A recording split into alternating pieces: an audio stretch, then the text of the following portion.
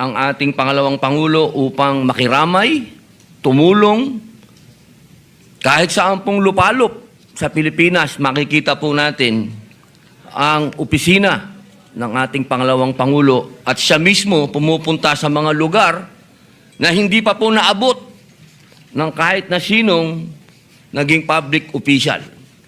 Kaya ako po'y masaya at ako po'y nagpapasalamat sa ating mga kasama, sa atin pong sponsor, Senator Sherwin, sa ating pong Senate President, sa lahat po na bumubuo, sa lahat po ng mga senador. Maraming salamat po at hindi po nagmula dito sa ating bulwagan ang pang-iipit sa ating pangalawang Pangulo. Muli po, maraming salamat at pinatutunayan ko po ng napakalaki ng naitulong ng ating pangalawang Pangulo.